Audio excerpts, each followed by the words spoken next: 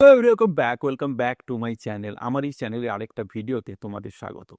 আজকের ভিডিওতে আমি ডিসকাস করব যে তোমার পিএইচডি কেন করা উচিত, আবার কেন করা উচিত নয়।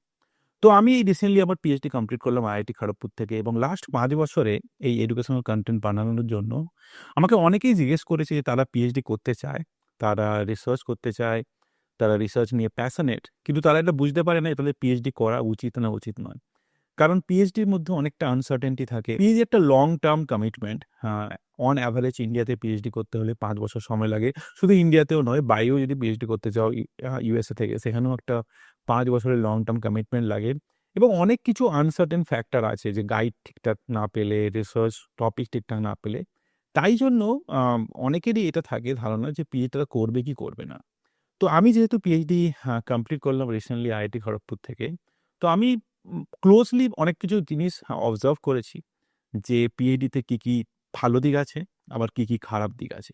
তো এই ভিডিওতে আমি সেটাই ডিসকাস করব যে পিএইচডি করার প্রোস কি, মানে ভালো দিক কি আছে? আবার at the same time PhD করার খারাপ দিক বা ডিসঅ্যাডভান্টেজ কি আছে? এবং আই হোপ যে এই ভিডিও থেকে যারা in future aspiring PhD candidate আছে, তারা একটা আন্দাজ পেয়ে যাবে যে পিএইচডি যদি তারা করতে চায় স্পেশালি ইন্ডিয়া থেকে, তাহলে কি ভালো জিনিস তাদের জন্য ওয়েট করছে, আবার কি খারাপ জিনিস এট দ্য সেম টাইম তাদের জন্য ওয়েট করছে। তো তুমি যদি একজন পিএইচডি অ্যাসপায়ারেন্ট হও, এই ভিডিওটা তোমার জন্য। স্কিপ না করে ভিডিওটা শেষ পর্যন্ত দেখো এবং ভিডিওটা শুরু করার আগে ভিডিওটা ভালো লাগলে লাইক করে দিও, শেয়ার করে দিও এবং চ্যানেলে নতুন হলে সাবস্ক্রাইব করে দিও। আমরা 1000 ফ্যামিলি হওয়ার খুবই ক্লোজ। তো প্লিজ সাপোর্ট করো, সাবস্ক্রাইব করে দিও এবং চলো দেরি না করে ভিডিওটা আবার শুরু করা যাক। প্রথমে চলো ডিসকাস করি যে তোমার কেন পিএইচডি করা উচিত।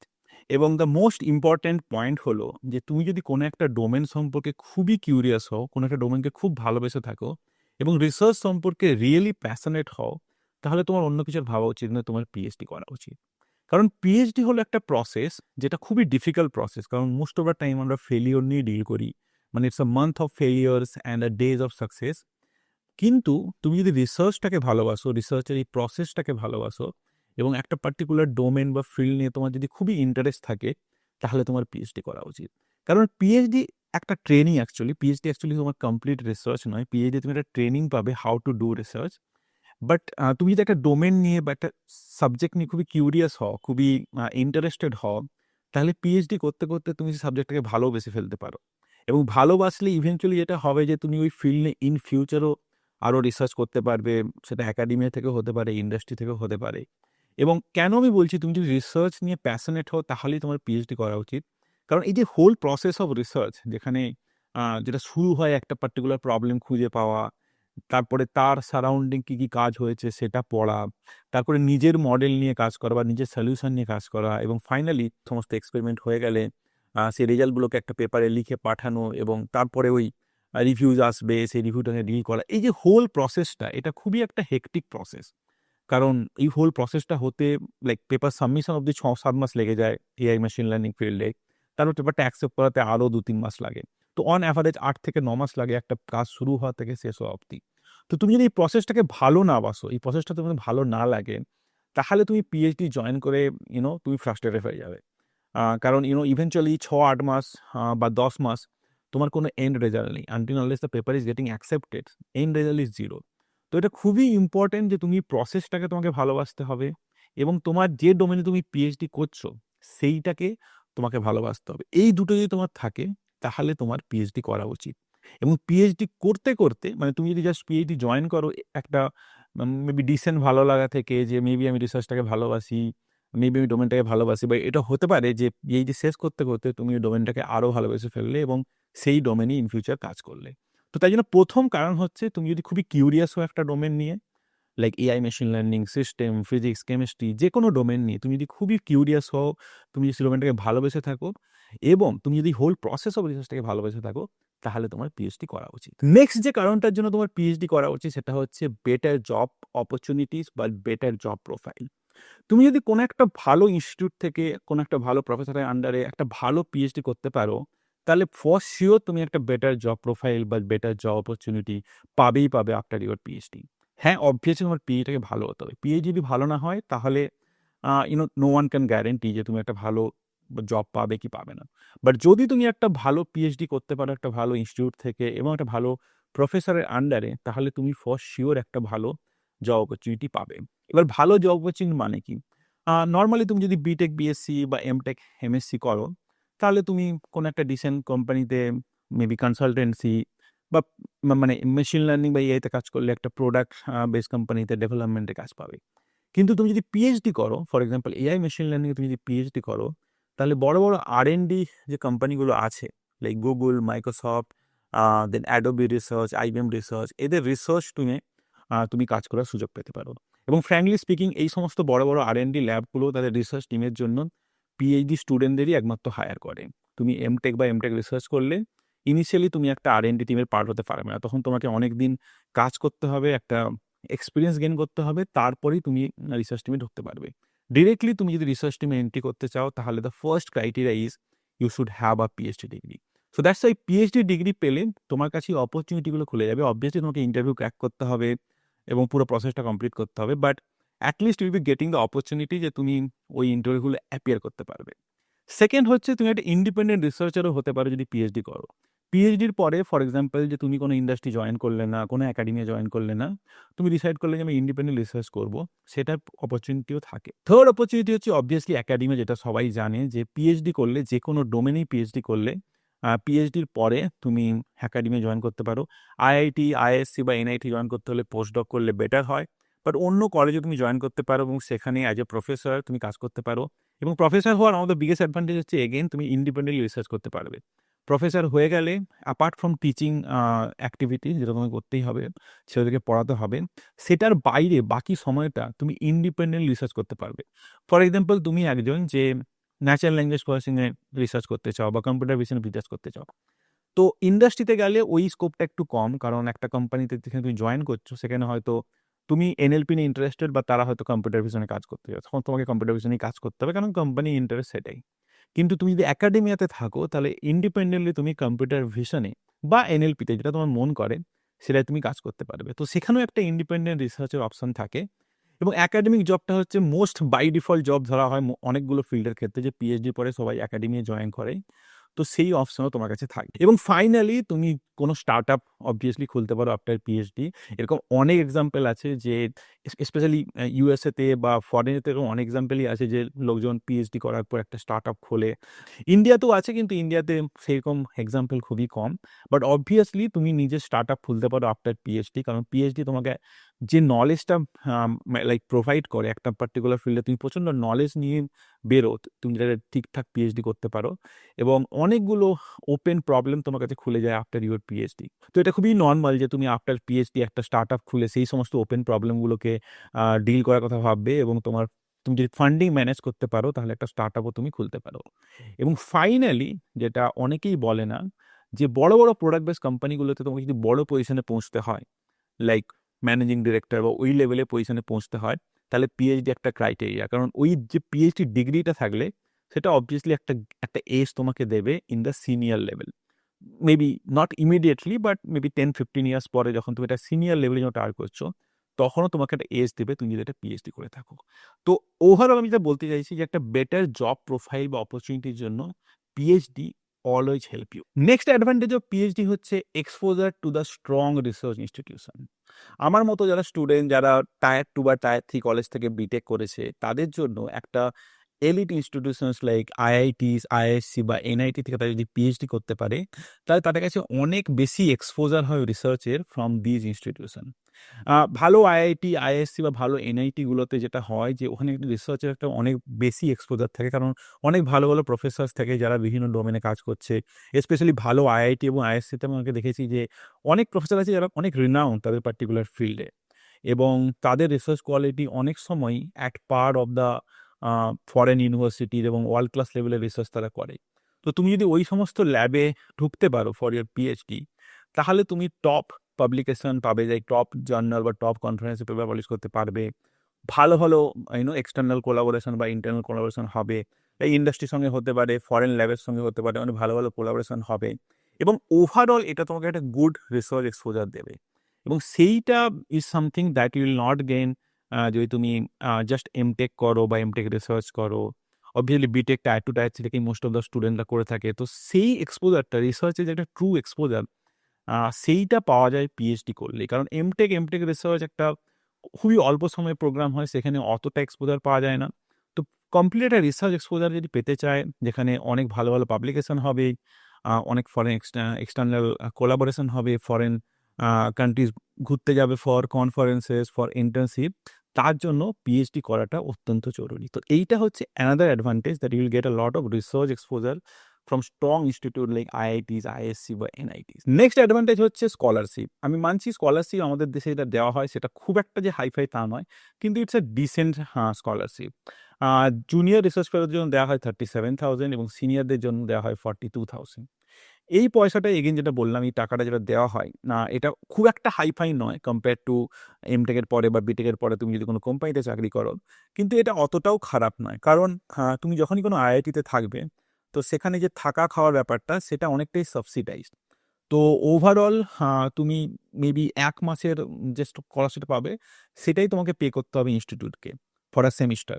বাট নেক্সট রেস্ট 5 মান্থস যে পুরো টাকাটা সেটা তুমি সেভ করতে পারো। এইবারে তুমি কতটা খরচ করছো, কতটা সেভ করছো সেটা তোমারই উপর। আমি এটার উপর একটা আলাদা ভিডিও বানাবো যে কতটা স্কলারশিপ কেউ পায় এবং কতটার এক্সপেন্সেস হয়, এবং সেখান থেকে তুমি একটা আইডিয়া পেয়ে যাবে যে কিরকম সেভিংস হয় পিএইচডি লাইফে। এটা অনেকটাই ডিপেন্ড করে সিটি টু সিটি। লাইক খড়গপুরের মতো যেটা স্মল টাউন, সেখানে এক্সপেন্সটা অনেক কম। বা at the same time Delhi, Bombay, IIT Delhi, IIT Bombay, সেখানে মানে একটা এলিট সিটিতে সেখানে অনেক বেশি খরচ হয়। বাট ওভারঅল আমি যেটা বলবো যে মানে তুমি যদি ক্যাম্পাসের মধ্যে থাকো, মোস্ট অফ দ্য কেসে স্টুডেন্ট, পিএইচডি স্টুডেন্ট ক্যাম্পাসের মধ্যেই থাকে, তো সেখানে থাকা এবং মেসের খাওয়া দাওয়া ওটা অনেকটাই সাবসিডাইজড হয়। এবং ওই 37 থেকে 42,000 রুপি যেটা তুমি পাবে, সেটাই তোমার একটা সেমিস্টারের ফিজ হয় থাকা এবং খাওয়ার জন্য। তো তোমার ১ মাসের স্যালারি যাবে বা ১ মাসের স্টাইফেন্ড যাবে ওই থাকা খাওয়ার পেছনে। Rest 5 months you can save. তো পিএইচডি করলে যে ডিসেন্ট একটা তোমার সেভিংস হচ্ছে, সেটাও অনেক বড় ব্যাপার। কারণ তুমি একটা ডিগ্রি পাচ্ছ যেটা অনেকটা হায়ার ডিগ্রি, যেটা তোমাকে একটা রিসার্চ এক্সপোজার দিচ্ছে, একটা বেটার জব অপরচুনিটির জন্য তৈরি করছে। At the same time you are getting around 40,000 rupees monthly, যেটা অনেকটাই ডিসেন্ট অ্যামাউন্ট বলে আমার মনে হয়। তাই এটাও একটা অ্যাডভান্টেজ যে তুমি একটা ডিসেন্ট অ্যামাউন্ট অফ আর্নিংও করছো, অ্যাট দ্য সেম টাইম একটা বেটার ডিগ্রি আর্ন করছো, রিসার্চ এক্সপোজার পাচ্ছ এবং বেটার জব অপরচুনিটির জন্য তৈরি হচ্ছ। এই সব কিছুর একটা ট্রেড অফ যদি পেতে হয়, তাহলে তোমার পিএইচডি করা উচিত। লাস্ট এবং ফাইনাল অ্যাডভান্টেজ হচ্ছে growing research infrastructure of our country. India থেকে পিএইচডি করা আজ থেকে ১০-১৫ বছর আগে যা ছিল, এখন পুরো ল্যান্ডস্কেপটাই আস্তে আস্তে চেঞ্জ হচ্ছে। যে কোনো ফিল্ডে তুমি যদি দেখো, এখন বেটার ইনফ্রাস্ট্রাকচার আছে, বেটার রিসার্চাররা এখন আছে ডিফারেন্ট আইআইটিস, আইএসসিতে, এবং তারা সবাই টপ জার্নাল এবং কনফারেন্সে পাবলিশ করছে। আমি বলছি না আমরা বেস্ট, অবভিয়াসলি আমরা অনেক ল্যাগ করি ফ্রম কান্ট্রিজ লাইক ইউএসএ বা চায়নার থেকে, কিন্তু ওভারঅল পুরো ল্যান্ডস্কেপটা আস্তে আস্তে চেঞ্জ হচ্ছে। ফর এক্সাম্পল, আমি যদি আমার ফিল্ডের কথাই বলি, এআই মেশিন লার্নিং ফিল্ডে প্লেসেস লাইক আইসিএমএল, নিউরিপস, আইসিএলআর, এগুলো হচ্ছে টপ মেশিন লার্নিং কনফারেন্সেস।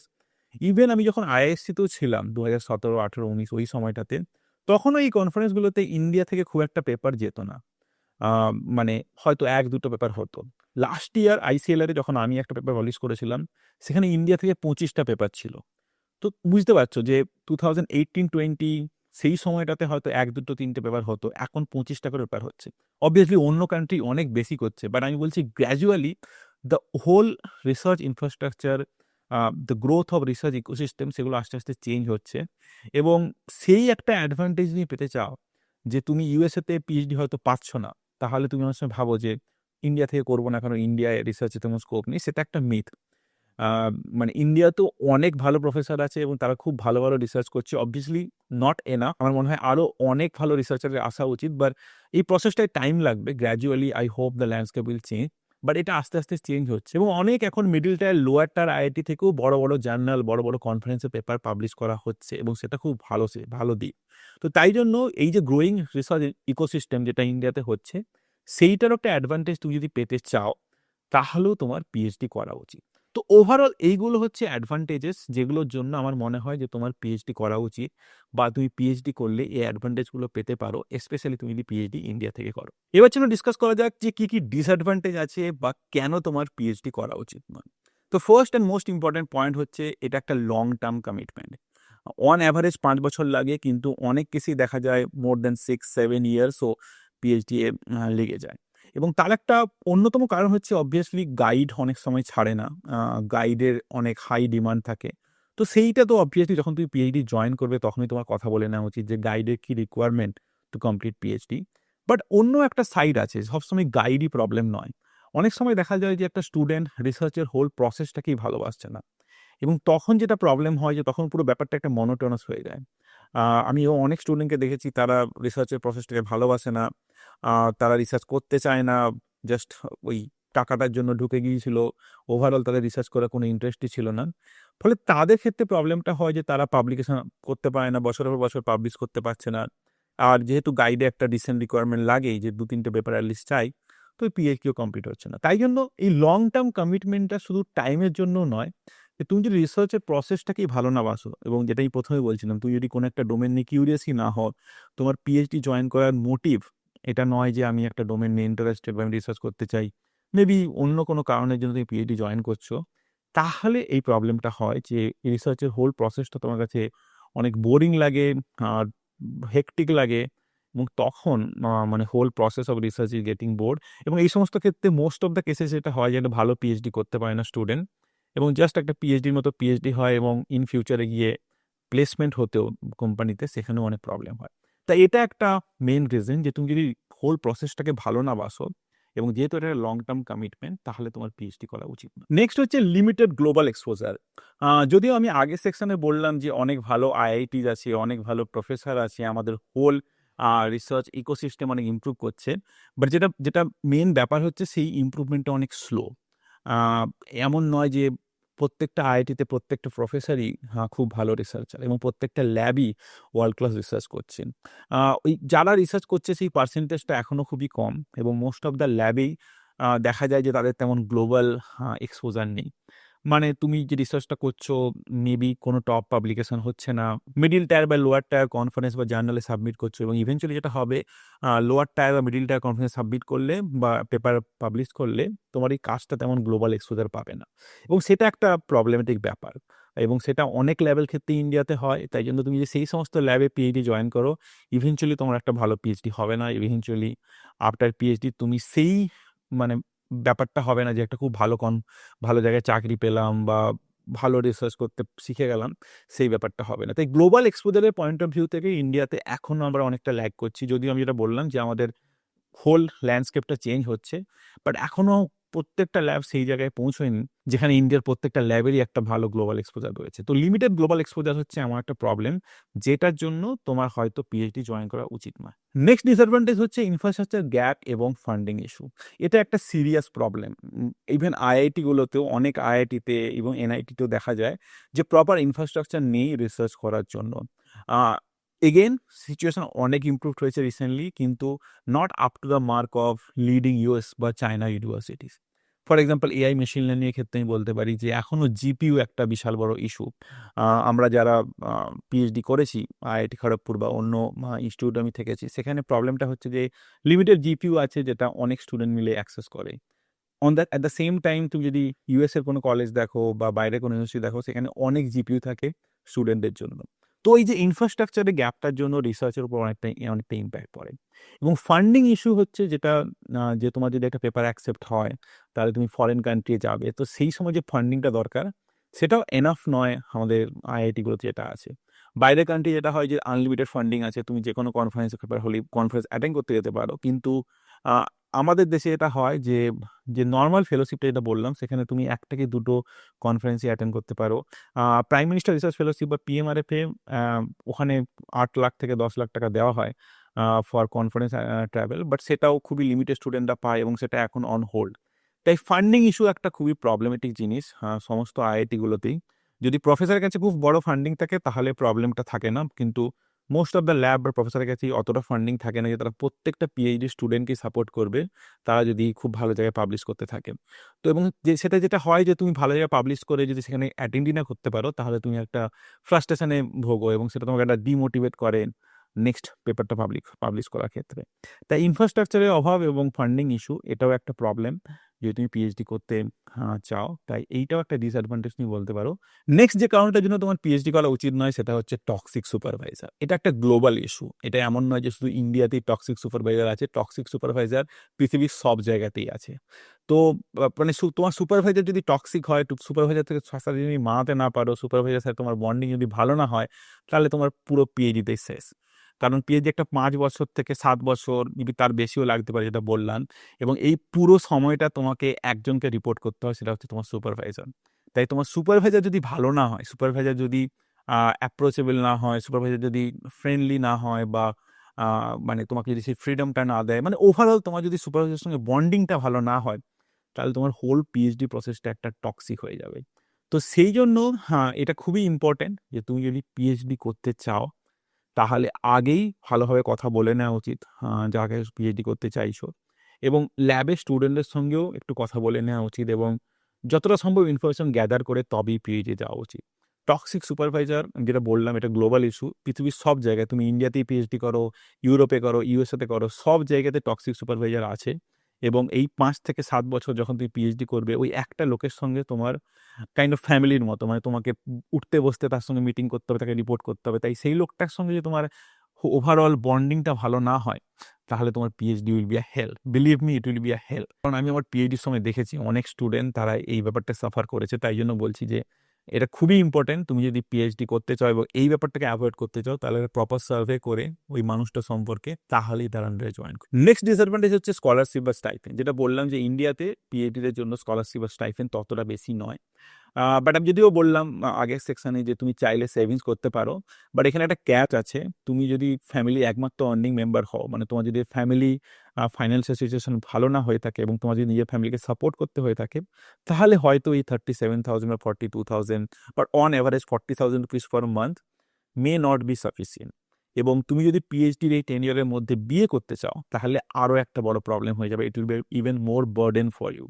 তো সেই জন্য এই স্কলারশিপটা যেটা পাচ্ছ, সেটাকে তুমি কিভাবে ম্যানেজ করবে, সেটার উপর অনেক কিছু ডিপেন্ড করছে। তোমার যদি ফ্যামিলির উপর প্রচণ্ড বার্ডেন থাকে, যে তোমার ফ্যামিলিকে পুরো দেখতে হবে, ফ্যামিলি ফাইন্যান্সিয়াল সিচুয়েশন খুব ভালো নয়, তাহলে তোমার ভাবা উচিত যে এই 40,000 রুপিজে তুমি ফ্যামিলি চালাতে পারবে কি পারবে না। এবং ইন বিটুইন তোমার যদি বিয়ে করার প্ল্যান থাকে, তাহলেও তোমার ভাবা উচিত, কারণ 40,000 রুপিজে একটা ফ্যামিলি চালানো বিয়ে করে সবসময় পসিবল নয় বলেই আমার মনে হয়। এবং স্পেশালি তুমি যদি আইআইটি দিল্লি বা আইআইটি বম্বে বা আইআইএসসি ব্যাঙ্গালোর মতো জায়গা থেকে পিএইচডি করো, তাহলে তোমার এক্সপেন্সেস অনেক বেশি।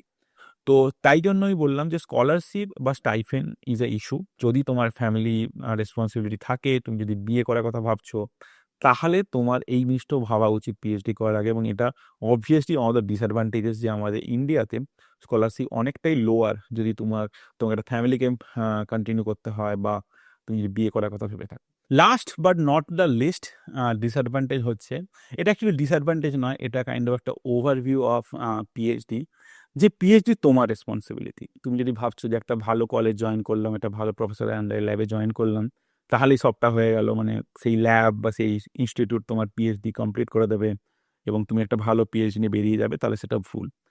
এটা একটা কোর্স ওয়ার্ক প্রোগ্রাম নয়, লাইক এমটেক বা বিটেক, যেখানে তুমি কলেজ জয়েন করলে, কলেজের কারিকুলামগুলো কমপ্লিট করলে, কারিকুলামগুলো খুব ভালো, তাই তোমার একটা ভালো প্রোফাইল হয়ে গেল। এটা তেমন নয়। পিএইচডি একটা রিসার্চ ওরিয়েন্টেড প্রোগ্রাম, এবং তোমার সুপারভাইজার থাকবে, তোমার ল্যাব মেম্বাররা থাকবে, তোমার কোলাবোরেটর থাকবে, but at the end of the day এটা তোমার রেসপন্সিবিলিটি, তুমি পিএইচডি কীভাবে দেখছো। এবং পিএইচডি তুমি কিভাবে বিল্ড করতে চাও তোমার প্রোফাইল, বা কিভাবে সেভ করতে চাও, দ্যাট ডিপেন্ডস অন ইউ। তুমি কিভাবে ভাবছো, তুমি কিরকম প্রোফাইল বিল্ড করতে চাইছো, তোমার ফিউচার প্ল্যান কি, তুমি কোন কোন জায়গায় পোস্ট ডক করতে চাইছো, বা পোস্ট ডকের পরে তুমি কোথায় অ্যাপ্লাই করতে চাইছো, কোন কোন কলেজে অ্যাপ্লাই করতে চাইছো, সেই দেখে তার ডিমান্ডের উপর ডিপেন্ড করে তোমাকে পিএইচডি নিয়ে ভাবতে হবে যে তুমি পিএইচডি কেমনভাবে করবে।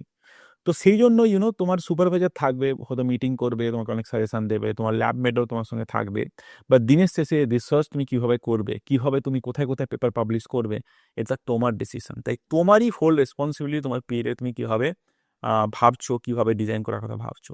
এবং সেই জন্য মানে এটা একটা, মানে আমার kind of learning lesson from my PhD, যে এটা আমার রেসপন্সিবিলিটি, আমি কিভাবে ভাবছি, এবং আমাকেই পুরোটা ব্যাপারটাকে ভেবে এগিয়ে নিয়ে যেতে হবে। তো সেই জন্য তোমরা যদি ভেবে থাকো যে একটা ভালো কলেজে ঢুকে গেলাম, লাইক আইআইএসসি ব্যাঙ্গালোর বা কোনো আইআইটি ঢুকে গেলাম একটা ভালো প্রফেসরের আন্ডারে, তাহলেই আমার কাজটা হয়ে গেল, তাহলে তোমরা ভুল ভাবছো।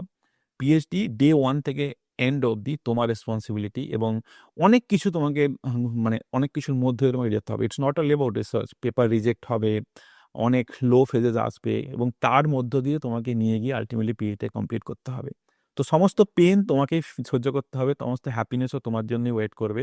তাই পুরোটার জন্য প্রিপেয়ার থাকলে তাহলেই পিএইচডি করা উচিত।